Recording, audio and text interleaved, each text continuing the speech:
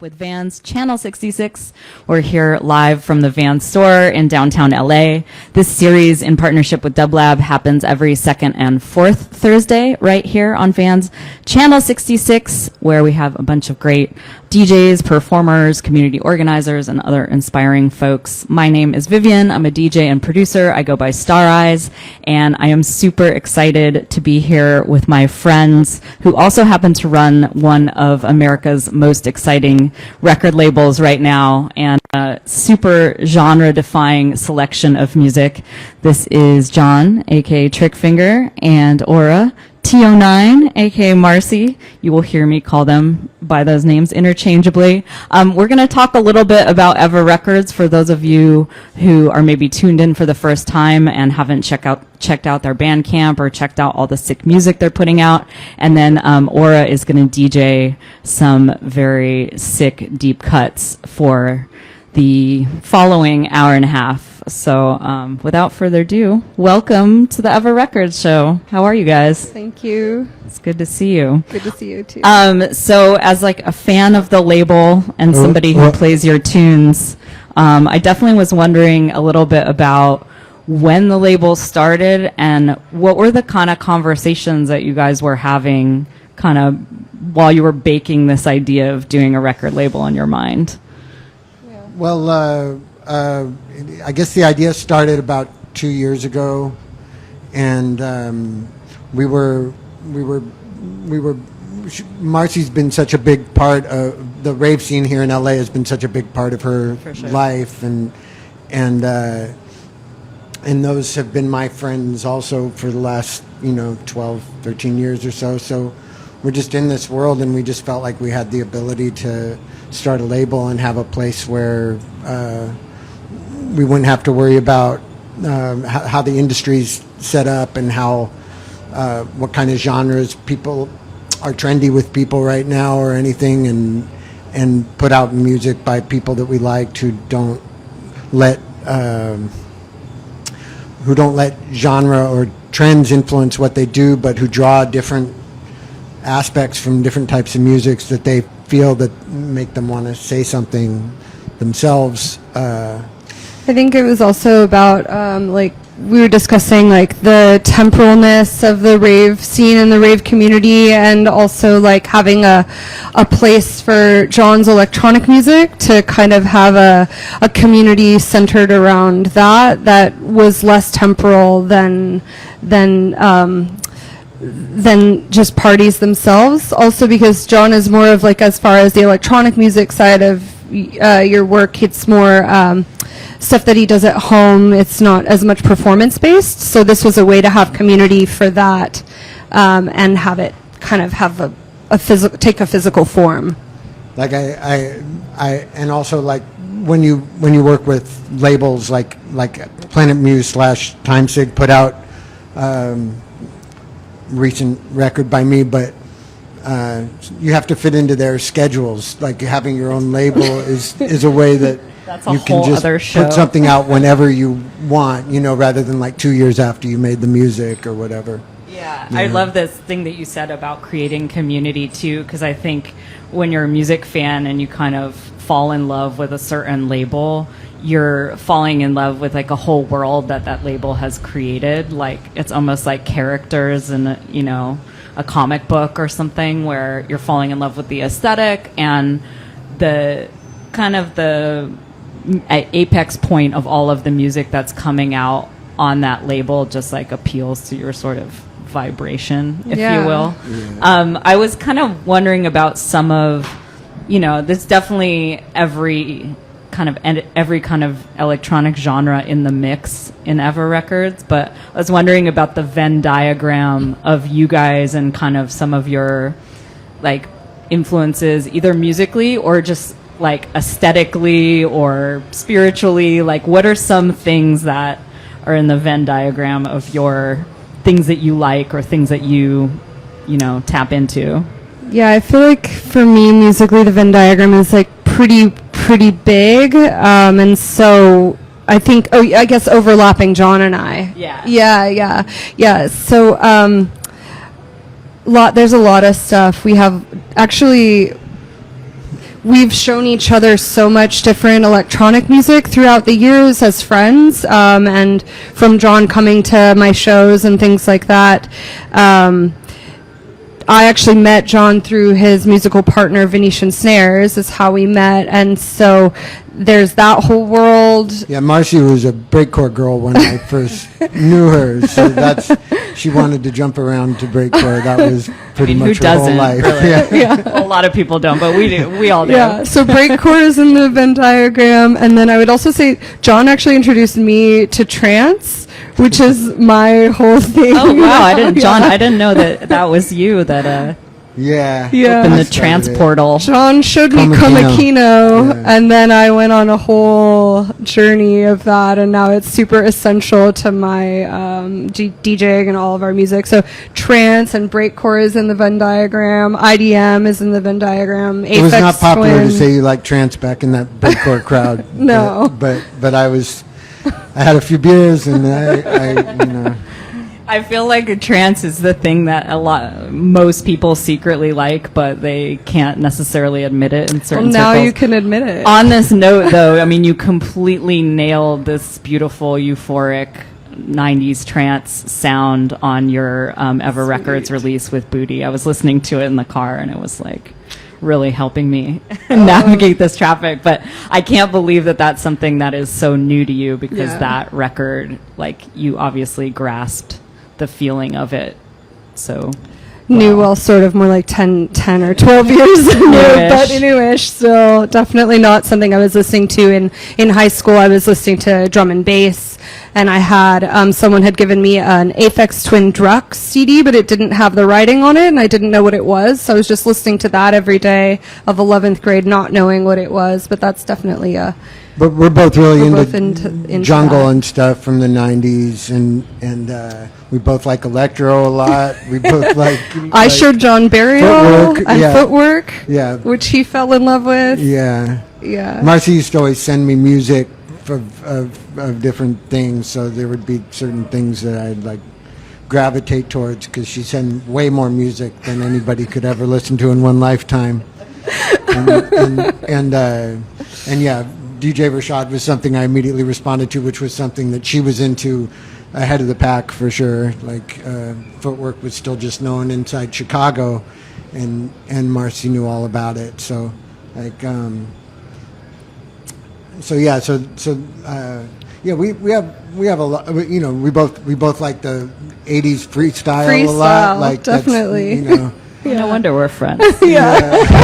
But I mean, I'm glad you just named all those genres, because even though Ever Records is a genre-defying label, you will find mixes of all of these things that you just mentioned within all the different releases, which all kind of have so much personality. You know, I feel like they're very reflective of the artist that's putting them out, and kind of like, you know, with the latest Killborn release, you get so much of Ash's like spirit in there, and like same thing with Pete Devnall, which will be coming out soon. You know, it's like the essence of these people, even more than it is about what tempo is this or what, you know, style is Yeah, this. we were talking about this in the car actually, that we were like, well, is it actually okay to say that we're not part of any genre? But what we realized is that when things are when things are kind of new, maybe even at like the beginning of Jungle or something, they're pulling from other genres that already are established. So at that beginning point, you would maybe speak to something and say, oh, that's like a such and such and such hybrid. But if you're doing that enough, then eventually like something new might come out of that ends up becoming a genre in and of itself. So what we were looking for in the artists that we like is that people who are putting a lot of themselves into it, where they're not aiming to be a part of a particular scene or a particular sound, but they're aiming to express themselves and from whatever sources inspire them. And so yeah, I think that is really key to the music that we're selecting, and I'm glad that you noticed that as well, because I feel that way too about Pete and Ash and Wheezy and CZ and Sam 23's release is like that as well. Yeah, it's cool when artists have certain songs that are outliers. You know, even in history, it's cool. Sometimes there's like a jungle record where where one song sounds just like a prototype of what you now know jungle to be, Right. but there's another song that like doesn't sound like anything but that one song because it just happened in 91 or 92 and it's just some weird outlier thing but they were all drawing from, American hip hop and drawing from like, hardcore and stuff like that. And it was just, and so sometimes you mix up a style in a way that later people go, that's the blueprint of how to do that style. But it's cool whether it's going to catch on or not that you have different tunes that seem to combine different styles in different ways, and Yeah, we were talking about that idea before. There's a scene that coalesces that you can say, oh, this is this scene and they wear these clothes and the music sounds like this. That point right beforehand where people are experimenting and nobody's really come and slapped a label on it and done the article about the scene, where like that's the best part of every scene before anyone really knows what it is.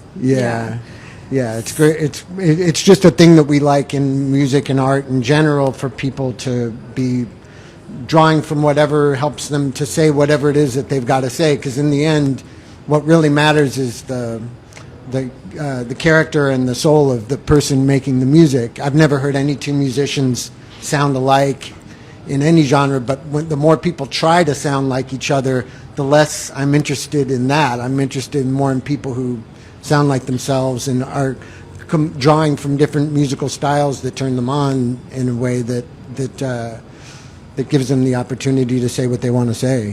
On that note, John, I wanted to ask you about your project Speed Dealer Moms with Venetian Snares. So one thing I love is that the track titles on the most recent EP are just the date that you made them and then how many sessions or how many takes you did to make the songs. It's been written that it's sort of like we've always named them different. I think at our first session, Aaron was naming the tracks and he was naming them like March 6, 1879, and he was naming like he was just doing random dates from all throughout history.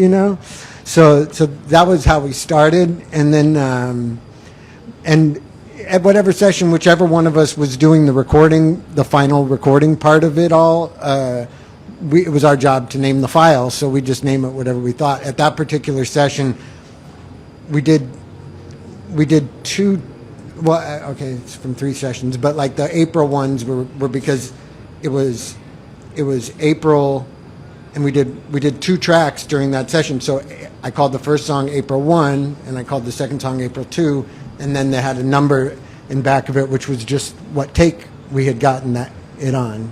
So it's the month, but it's not the date.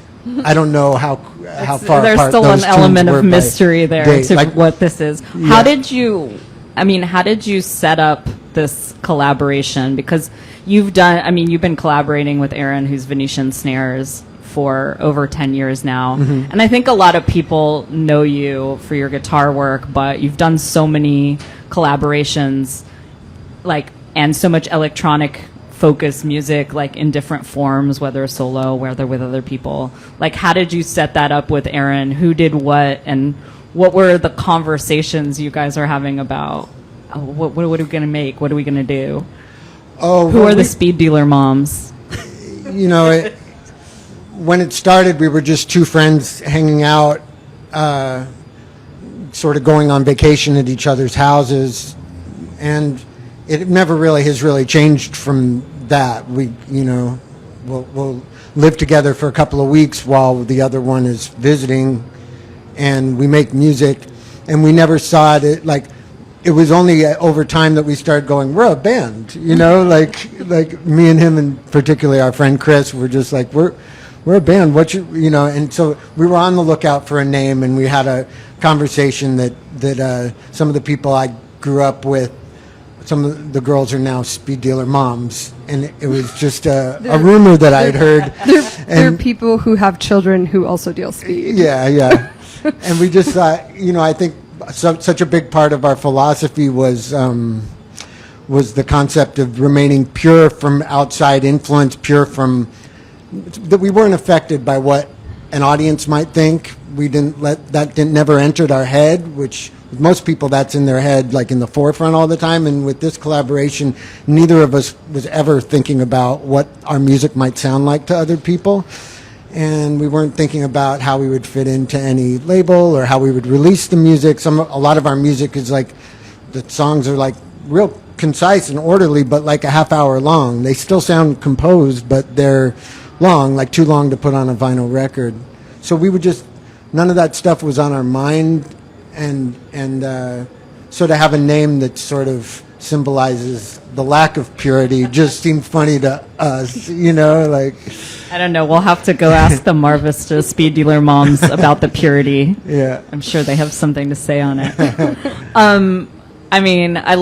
I think that's like a real luxury in this day and age to be able to make music without thinking about its final destination or the branding of it, and like be able to just separate yourself from that in a like even for 5 minutes, I think a lot of people can't do that.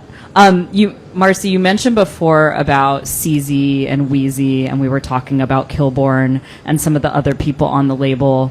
And, there's people from all over, but it really does have a strong base in North America. Yeah. And if people are living in LA and you've been to an Ever Records party, then you know that there's definitely a very strong crew forming here around that.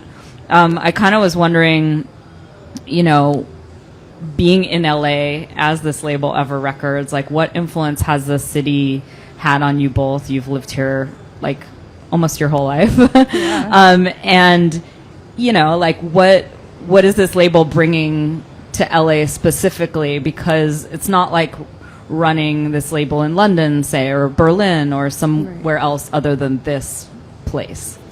Yeah, definitely. I think for me the experiences at the shows that I have been putting on has really shaped kind of my taste and also my awareness of Los Angeles and how we fit in the global community, which is sometimes we have a hard time finding our place in that. The dominant music here is not electronic music. It's much more hip hop or slow or even things that are electronic end up being more derived from that side of things, like the beat scene, which is all amazing stuff, but definitely techno and harder, faster stuff is much more predominant in Europe, and so it's nice for us to try to have like a stronghold of that here in the city, and to try to create that community here is really the objective. And so it's amazing that we have so many producers here that are so talented and really do you'll see Wheezy's tracks being played by Ben Klock, in Europe at major festivals, and same for other people on our artists. Other people on our label, and I just feel like there's a lot to draw from here. I guess like inspiration-wise, LA has always had a really fun kind of take on rave that I think is different from other places. I think like the LA raves were always like really colorful, and like I know you were an LA raver, so just nodding in agreement. Yeah. So trying to bring some of that kind of spirit to everything that we do. And definitely we are focusing on North American artists for sure, just because we feel like they're the ones who need assistance. And need a place to express themselves. Yeah, I do feel like it's sometimes an uphill battle being in North America and the States in particular, and making electronic music. Yeah. You don't necessarily have all the resources available to you, and it's not that easy to go play somewhere else. Like another country isn't an EasyJet $1 flight away, and so and we're a huge country, so it's been always an uphill battle for us to kind of get together and have that community, even within one city. A city like LA is huge, and so can get so splintered into the different scenes. But I do feel like that dose of fun, and that also kind of referencing. Go to an Ever Records party and just see Marcy's laser for one thing. Marcy has the bomb laser. or lasers, I should say. The laser is an artist on our label. Yeah, I mean, just kind of like not being afraid to bring some of the fun into it and kind of push the tempos as well. I feel like does feel like a new iteration or a new thing or a return, maybe even. Yeah, I'm always interested because in the same way that the label is intended to be multi-genre, the parties themselves are also intended to be multi-genre, and I love it's the same in a multi-genre DJ set. You know, you may go from one completely different vibe all the way to something else, and that it's that progression and that transition that's really of interest. And so I feel like we try really hard to tap into other scenes that are happening in Los Angeles themselves and bring those people in, invite them in, and be like, oh, there's these hardcore kids that they're just like railing intense music, and I'm like, that would be a perfect like climactic moment to our party, even though the whole thing isn't going to necessarily be that. We're pull from the kind of this fractured scenes and try to be a bit of the gel. That's the hope, at least. But like you said, existing within the United States is so funny because sometimes we'll be like, yeah, we've got a really great thing going, and then your main person is like, I'm moving to Berlin, and you're like, wait, come back, like stay like, with us here. Yeah. So I've thought about that a lot. I did move to Berlin temporarily, and I moved back. So. Right, because you've got to be like the party that you want to see in the world, or the label that you want to see in the world, and there is such a like a beauty to staying in the place that you're from and just really trying to put your mark on. So glad to have you back, by the way. Oh, it's great to be back. So yeah, I recently moved back here from New York. I'm an LA native. Grew up in the warehouses of downtown LA, San Bernardino, and Lancaster, many points beyond. But yeah, one of my like concerns of moving back here was like, where do I find my people, and where do I find this particular energy? And what you're saying about, you know, pulling DJs and performers from different scenes and artists from all these different scenes and tempos, it really feels to me like when you walk through a 5-room rave and you're like, okay, I need to go to this room now and get like the trance energy or whatever, and then I need to go to like the breakcore room and just, you know, headbang or whatever. And that feeling of the time when all the parties were all together and there wasn't so much like you were experiencing all of that music. Like, I really feel like it's about tapping into the energy more so or the feeling of some kind of music more tapping so into than the like spirit rather than this particular sound. Yeah, follow the spirit. We always talk about that. Before we get into your DJ set, I definitely want to talk about the aesthetics of Ever Records and also let people know about this crazy app that you have. Maybe first of all, just tell people about the app and like where they can get it and what they can do with it. Yeah, so we were just one of the things I guess we missed in our Venn diagram discussion was just like our artistic Venn diagram, and for me in particular, I've always been really interested in like the intersection with technology and art, and so when we decided to do our covers, and John always has like, whenever we've listened to records together, he's always like showing me the cover, and he's really interested in like the look and the feel and how the visual elements relate to the music. And so we wanted to do something special with the visuals for our label. And I have a friend, Mookie, who did this art project. She made these postcards that were activated by this app, and I had them on our fridge, and anytime anyone would come over, we would just like, I would show them this crazy thing would come out of your phone just from looking at her piece of art. And so we worked together with her to build a similar thing for our label. So essentially what it is it's an augmented reality app that you can get on the App Store, and I think it's also now, I just got an email that it's available on Android and Google phones as well. But essentially, it's like a QR code, but without having to have the visual of the QR code. It could be any image or any graphic. So you can actually scan the cover of all of the records. Sometimes there's something hidden secret on the label of the vinyl as well.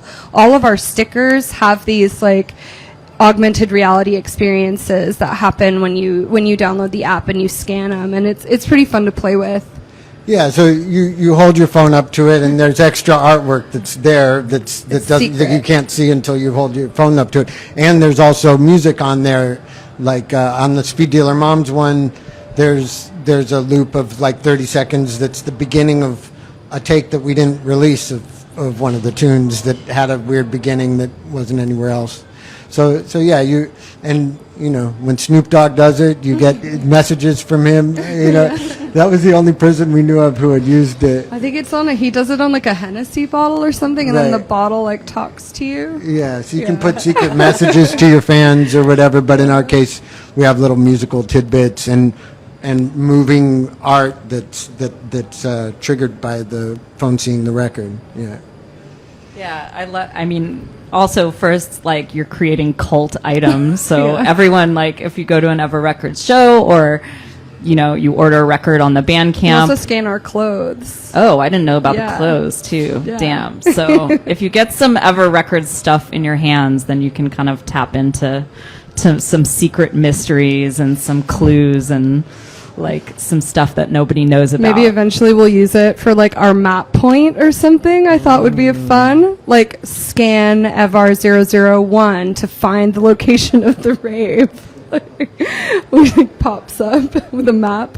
It's like a We 3D, could actually do 3D that. rendering Yeah. of the warehouse. Here's the warehouse. It's right there.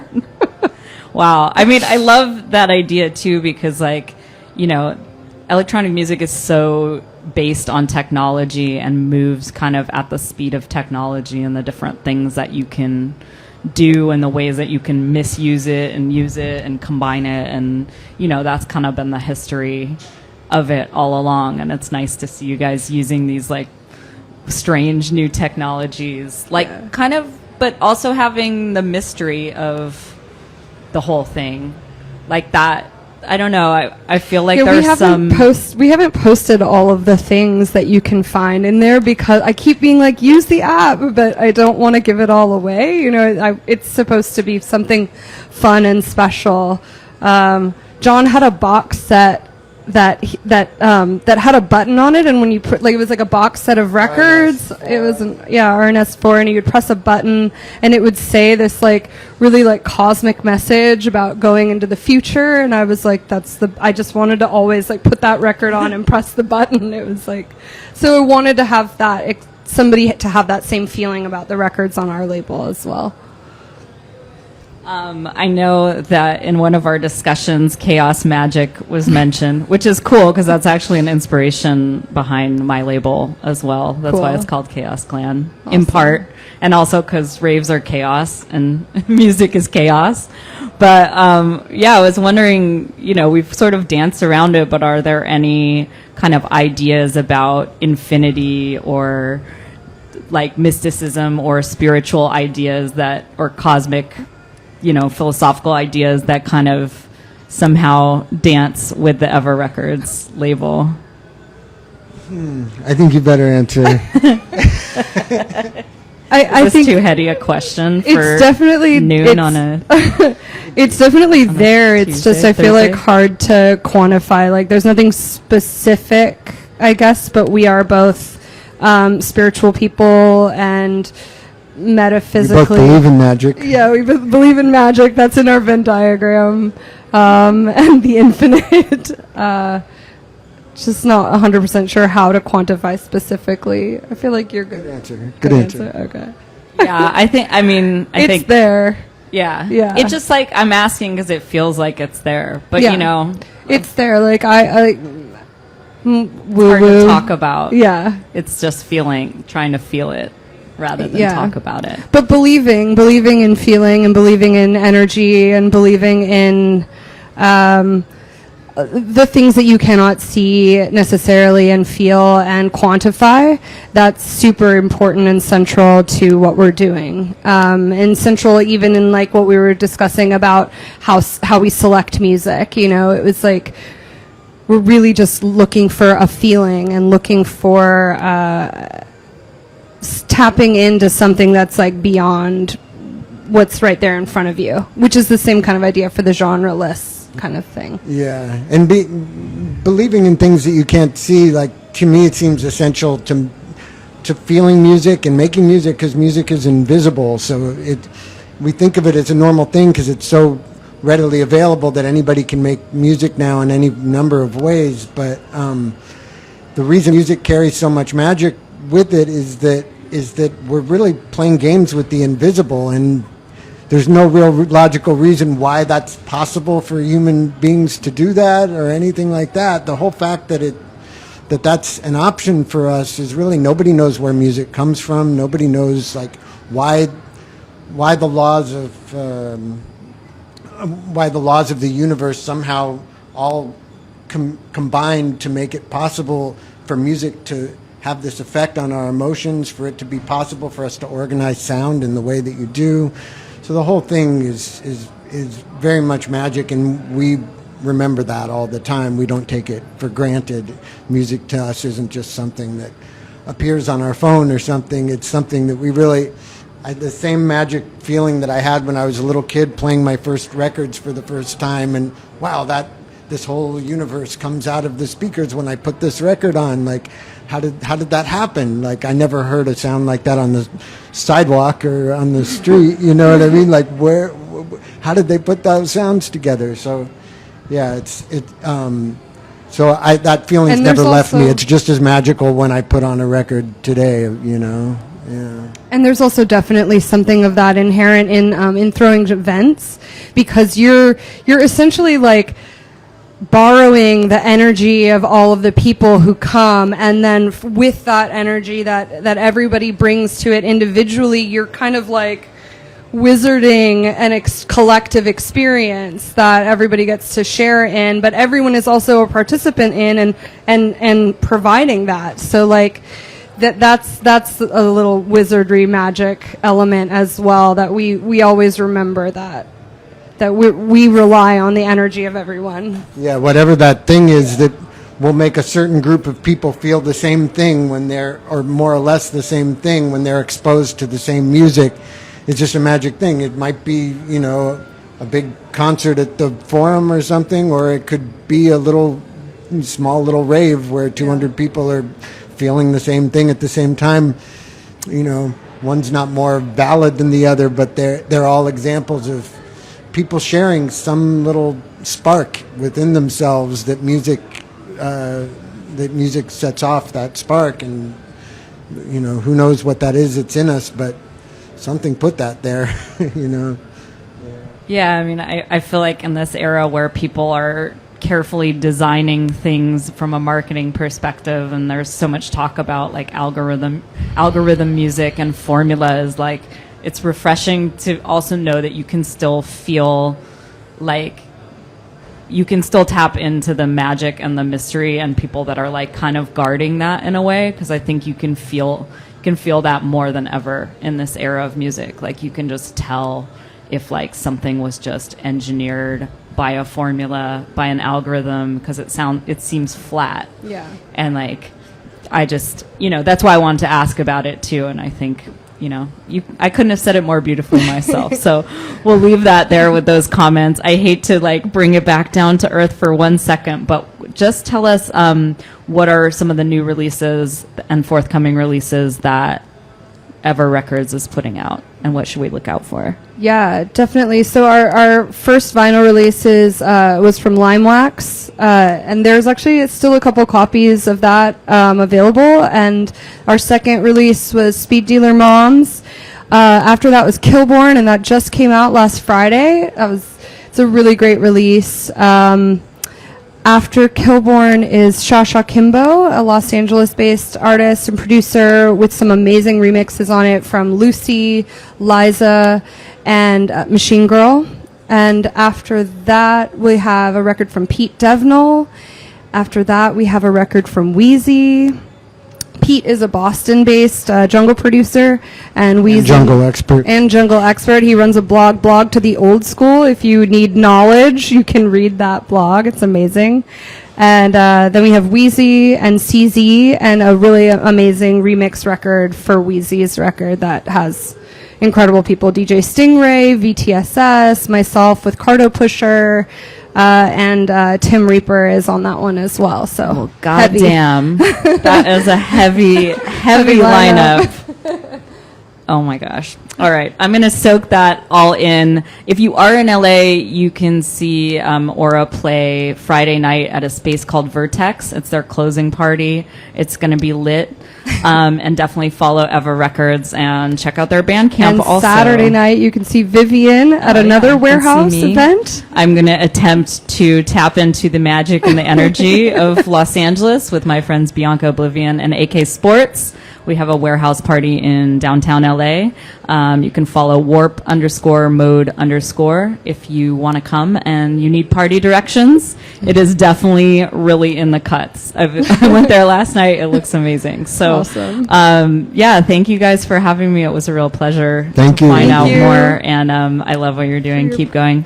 And we are going to keep going. If you just tune in, this is Vans Channel 66. This is their collaboration with Dublab that happens every second and fourth Thursday of the month.